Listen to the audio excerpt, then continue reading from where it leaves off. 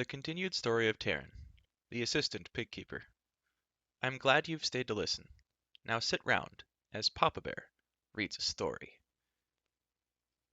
Chapter 9. The Luck of Run. He's found her! Taryn shouted as the companions pressed around the frantic crow. Where has Mag taken her? Allah! croaked Caw. Allah! The river! Taryn exclaimed. How far is it? Close! Close! replied Caw. No question of going back to Dinah's Ridnot now, cried Prince Run. Mag's in our hands. We'll have the princess back again in no time at all. If Flyan doesn't have us in her paws first, muttered Fluter. He turned to Taryn. Can Caw bear word to the master of horse? I don't mind telling you I should feel safer with a few warriors behind me. We dare not lose time, Taryn answered. Prince Run is right. We must act now, or Mag will slip through our fingers. Quickly, old friend, he said to Caw, urging the crow aloft. Guide us to the Allah. They set off in haste. The crow fluttered from one tree to the next, jabbering impatiently until the companions drew closer, then launching himself once more into the air. Caw streaked onward in the direction he wished them to follow. The crow, Taryn knew, was doing his best to bring them as quickly as possible out of the hills, but many times the forest and underbrush formed such a tangled barrier the companions were forced to draw their swords and hack their way through. Their path did not ease until well past midday, when Caw led them across a low, rolling plain, which soon fell into pebbly ravines. The turf was short and stubbly, with many splotches of bare ground where chalk-white boulders were strewn like giant hailstones. With all of Rudlum's warriors combing Mona, Fluter cried angrily, as they began the descent toward the river. How has that spider managed to escape us for so long? Mag has more cunning than we thought, Taryn said bitterly. I'm sure he took Elle and me into the hills of Paris, but he must have hidden away without moving until he knew the search had swept beyond him. The villain, Fluter snorted. So it must have been. While we were all trekking further and further away from the castle, that foul Mag waited at his ease until we'd gone so far ahead that he was behind us. No matter. We'll soon have him by the heels, and he'll pay for that trick. Caw, circling in great loops above the companions, had grown more agitated and began a raucous croaking. Taryn caught a glimpse of the outlaw flashing below. Caw, in a burst of speed, flew directly towards it. With Prince Run gasping and puffing behind them, the companions ran down the slope. Caw, lighting on a branch, madly flapped his wings. Taryn's heart sank. There was no trace of Elenwy or Mag. In another moment he dropped to one knee. Fluter, he shouted. Quickly, here are hoof prints. 2 horses. He followed the trail for a few paces, then halted, puzzled. See this? He said to the bard and Gertrude, who had come up beside him. The tracks follow different paths. I don't understand what could have happened. Prince Run, he called. Can you see anything of the steeds? No answer came from the Prince of Mona. Taryn leapt to his feet and spun about. Run! He cried. But there was no sign whatever of the prince. He's wandered off again, Taryn shouted furiously. Feckless dolt! Where has he gone? Calling anxiously for Run, the 3 raced on to the river bank. Taryn was about to set off alone to seek him when the Prince of Mona appeared from a stand of willows. Hello, hello! Run hurried forward, beaming delightedly. Before the relieved but angry Taryn could take him to task, the prince called out, Look at this! Amazing! Really astonishing! Prince Run held out his hand. In it lay Elenwy's bauble.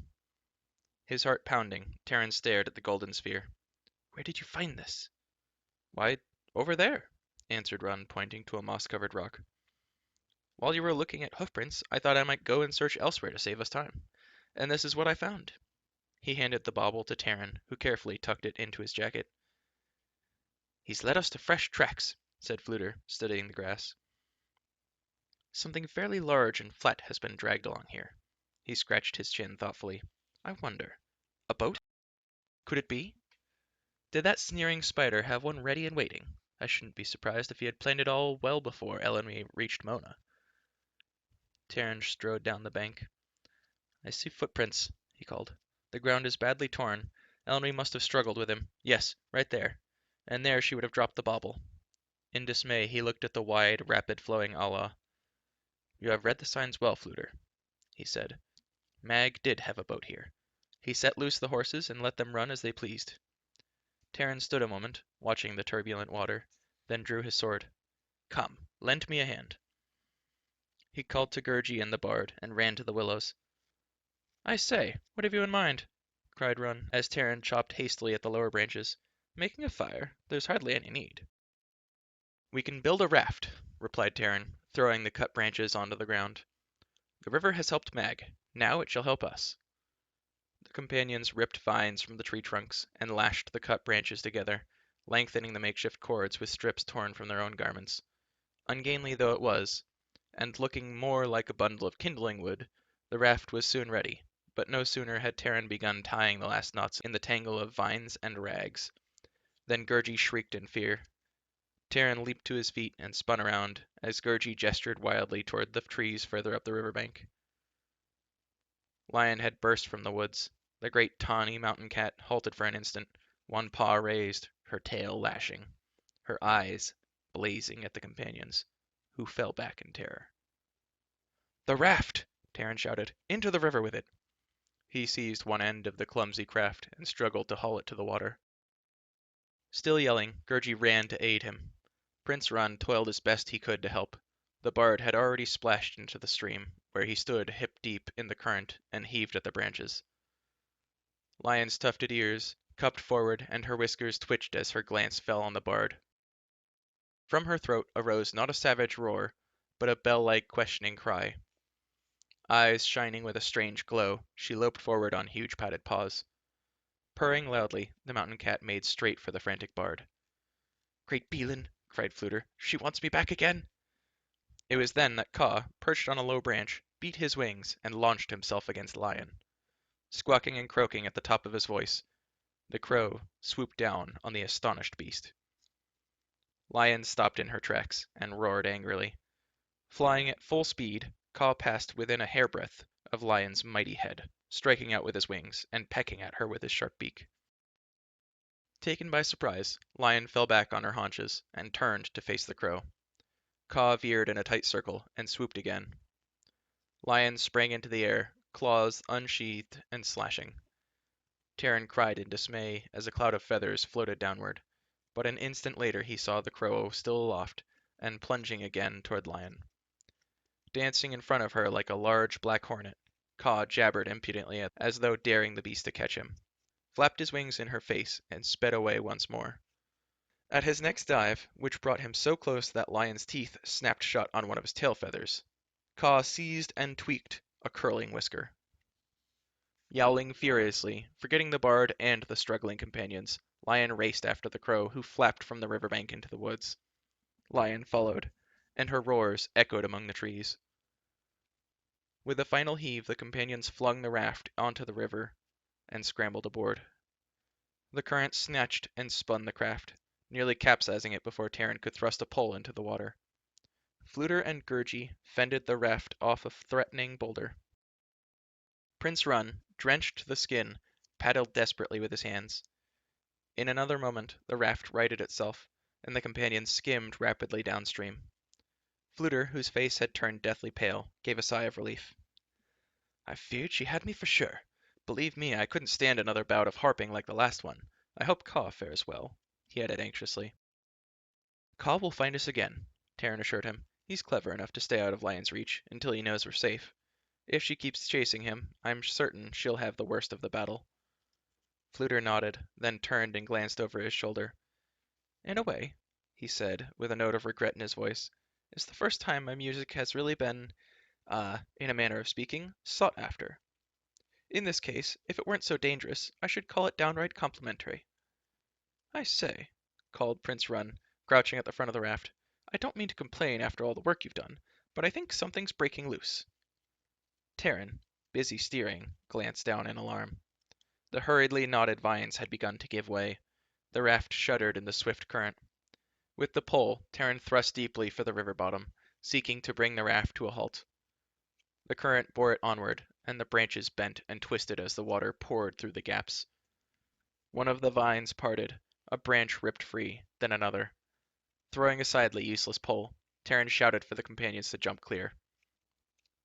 Seizing Prince Run by the jacket, he sprang into the river.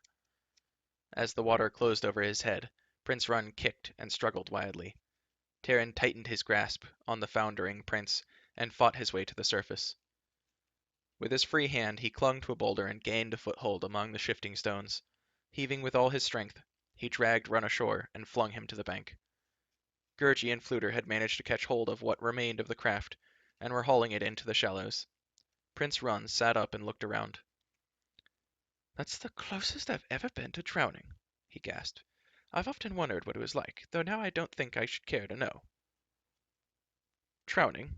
said Fluter, staring at the wreckage of the craft. "Worse than that. All our labor has gone for naught." Terran rose wearily to his feet. "Most of the branches can be used. We'll cut more vines and start again." The discouraged companions turned to the task of repairing the raft, now strewn in pieces along the bank. The work went more slowly than before, for the trees grew sparser here, and vines were scarce. The Prince of Mona had made his way to a clump of osiers, and Terran glimpsed him tugging away, trying to uproot them. The next instant, Run was no longer in sight.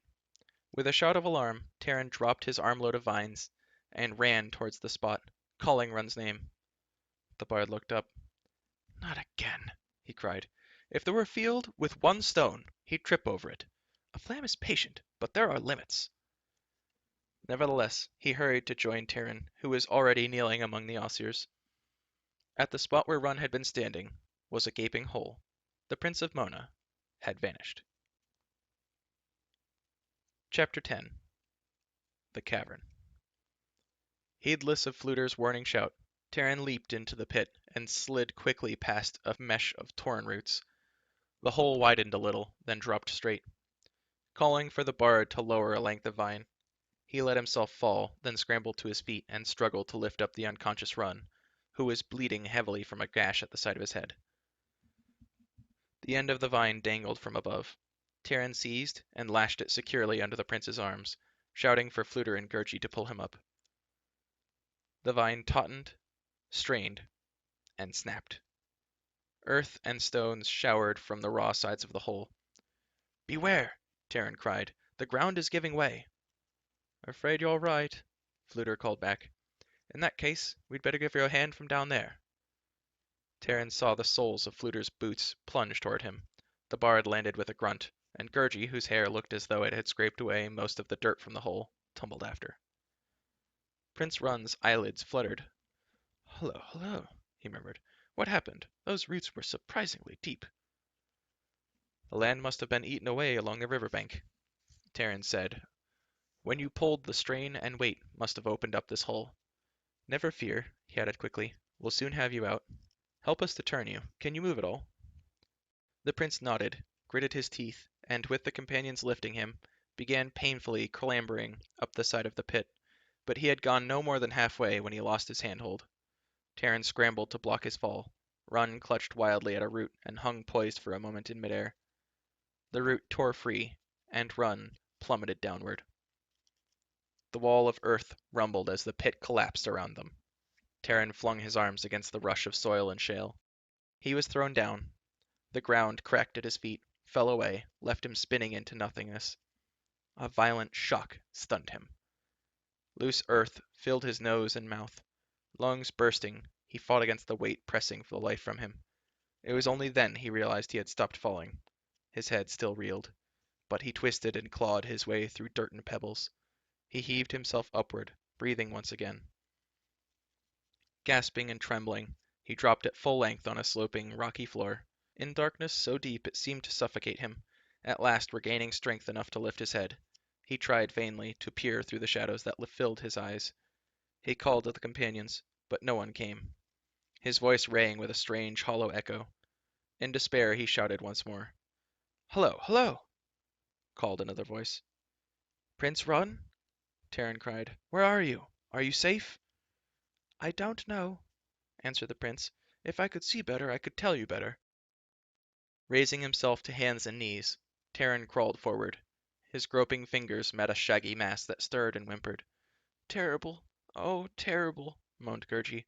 "Rumblings and crumblings fling poor Gurgey into fearsome blackness. He cannot see." "Great Beelin," came Fluter's voice out of the dark. "I'm delighted to hear that. For a moment I thought I'd been struck blind. I swear I can see more with my eyes shut." Ordering Gurgey to hang on to his belt, Terran crept in the direction of the bard's voice. Soon the companions had found each other, and also Prince Run, who had managed to drag himself toward them. "Fluter," Terran said in an anxious voice, "I fear the landslide has blocked the pit. Dare we try to dig our way out?" "I don't think it's so much a question of digging, as it is of finding, if you take my meaning," replied the bard. "Whether we can burrow through all that dirt is, to say the least of it, highly doubtful. Even a mole would have trouble, though I'm willing to give it a try. A flam is undaunted. But," he added, "without a light to guide us, we shall spend the rest of our days looking for the right spot to dig." Terran nodded and knitted his brow. "It's true. Light is as precious to us as air." He turned to Gurgey. "Try to use your flints. We have no tinder here, but I can catch the spark in my cloak. It may be enough to set it alight." He heard rustling, slapping sounds as though Gurgey was searching himself all over, and then a dismal wail. "Firestones are gone," Gurgey moaned. "Wretched Gurgey cannot make bright blazing. He has lost them. Oh, misery and sorrow! Gurgey will go alone to seek them." Terran patted the creature's shoulder. "Stay with us here," he said. I value your life more than firestones. We shall find some other way." "Wait!" he cried. "Elenwe's bauble! If only it will light for us!" Quickly he thrust into his jacket and drew out the sphere. For a moment he held it covered in his hands, fearing disappointment should the bauble fail to glow. Holding his breath, he slowly moved a hand away. The golden sphere lay cupped in his palm. He could feel its smooth, cool surface and its weight, which was somehow not weight at all. He sensed the eyes of the companions on him, and could guess at their hopeful glances. But the darkness pressed heavier and more stifling than ever. The, the bauble gave not the slightest glimmer. "I cannot do it," Terran murmured. "I fear it is not given to an assistant pig-keeper to command such a thing of beauty and enchantment." "No sense in my trying."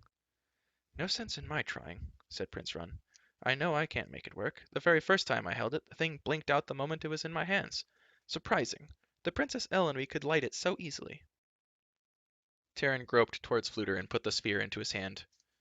"You know the lore of the bards, and the way of enchantments," he urged.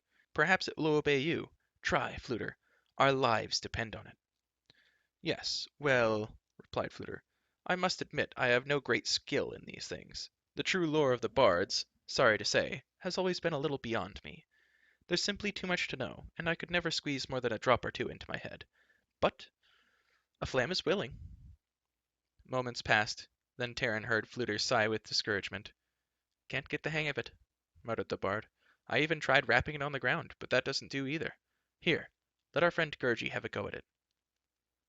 "Woe and sorrow," moaned Gurgey after the bard had passed the sphere to him, and he held it for a little while.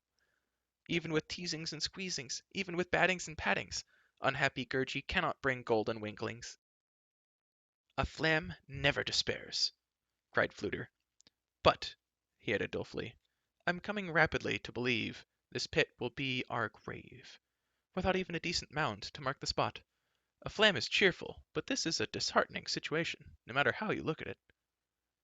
Gurgey silently gave the bauble back to Terran, who, heavy-hearted, cupped it in his hands again. With yearning now, he held it, and his mind turned from his own plight to thoughts of Elenwe. He saw her face, and once more heard her gay laughter, ringing clearer than the notes of Fluter's harp. He smiled to himself, even as he recalled her chattering and her sharp words. He was about to return the bauble to his jacket, but stopped short and stared at his hand. A point of light had begun to flicker in the depths of the sphere. As he watched, not daring to breathe, it blossomed and shimmered. Terran sprang to his feet with a cry not of triumph, but of wonder. Golden beams shone around him faintly but steadily. Trembling, he raised the sphere high above his head. "Kindly master saves us!" cried Gurgey. "Yes, yes, he takes us from loomings and gloomings. Joy and happiness! Fearful darkness is gone! Gurgey can see again!" "Amazing!" cried Prince Run. "Astonishing! Look at this cave. I never knew we had such a place in Mona." Again Terran cried out in wonder. Until now he had believed they had fallen into something like a large burrow. The glow of Elenry's bauble showed they had come instead to the edge of an enormous cavern. It stretched before them like a forest after an ice storm. Columns of stone rose like the trunks of trees and arched to the ceiling where stone icicles hung. Along the shadowy walls, huge outcroppings sprang like hawthorn blossoms and glittered in the bauble's golden rays. Threads of scarlet and vivid green twisted like luminous shafts of rock. White tendrils of crystal curled along jagged walls, gleaming with rivulets of water. Still other chambers lay beyond this one, and Terran caught sight of wide pools, flat and glistening mirrors. Some gave a dull greenish glow, others a pale blue. "What have we found?" Terran whispered. "Can this be part of the fair folks' realm?" Fluter shook his head. "The fair folks surely have tunnels and caves where you'd least expect them, but I doubt this is one. There's no sign of life at all." Gurgi did not speak, but stared with round eyes at the cavern. Prince Run, an expression of delight on his face, stepped ahead. "I say, this is really surprising," he said. "I shall have to tell my father about this, and see if he won't open it up to visitors. It would be a shame to keep it hidden away." "It is a place of great beauty," Terran said in a hushed voice. "And a deadly place for us," replied Fluter. "A flame enjoys the scenery. That's one advantage of being a wandering bard. But from the outside, if I make myself clear, which I believe is where we should put ourselves as quickly as we can." The companions retraced their steps to where the landslide had carried them. As Terran had feared, the light of the golden ball showed that digging a passage would be in vain, for heavy boulders filled the pit, blocking it entirely. While Prince Run rested on one of the table-like stones, and Gurgi delved into his wallet for food, Terran and Fluter spoke hastily between themselves. "We must find another passage," Terran said. "King Rudlam and his men will never reach Elenry now. We are the only ones who know the direction Mag has taken." "All too true," Fluter glumly replied. "Yet I fear that knowledge is going to stay locked up with us here. Ekron herself couldn't have thrown us into a stronger prison." "There are surely other ways in and out," the bard went on, "but these caverns can stretch for who knows how far. Underground they may be enormous, and the entry no bigger than a rabbit hole." Nevertheless, they agreed they had no choice but to continue into the cavern and seek a passage leading them above ground.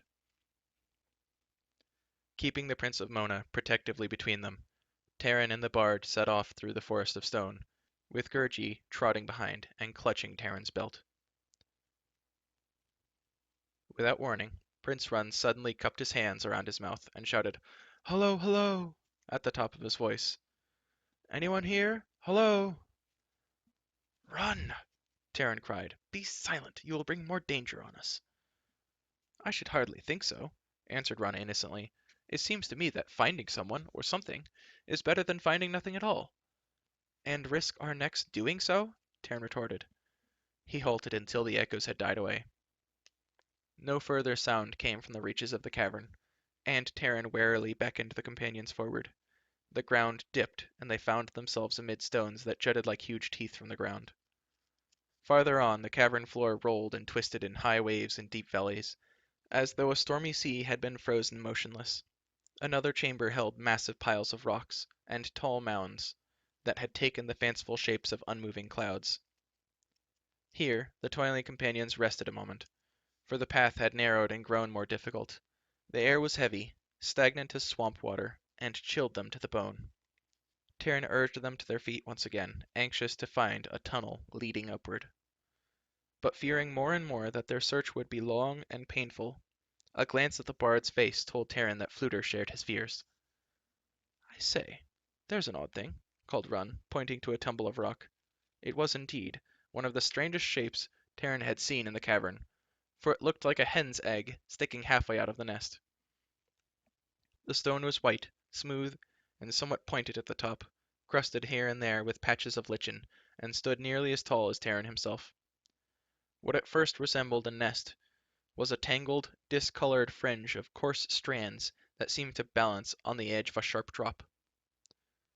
"Amazing," called Run, who had insisted on striding closer to peer at it. "This isn't a rock at all." He turned in surprise to the companions. "This is unbelievable, but it's almost like—" Terran seized the astonished Run and dragged him backward so abruptly that Run nearly went head over heels. Gertie yelped in terror. The shape had begun to move. Two colorless eyes appeared, in a face pale as a dead fish. The eyebrows glittered with flecks of crystal, moss, and mold edged the long, flapping ears, and spread over the beard that sprouted below a lumpy nose. Swords drawn, the companions huddled against the jagged wall. The huge head continued to rise, and Terran saw it wobble on a skinny neck. A choking noise bubbled in the creature's throat as it cried, "Puny things, tremble before me. Tremble, I tell you. I am glue. I am glue." This concludes Chapter 10. Thank you for listening, and remember, have a good day. You deserve it.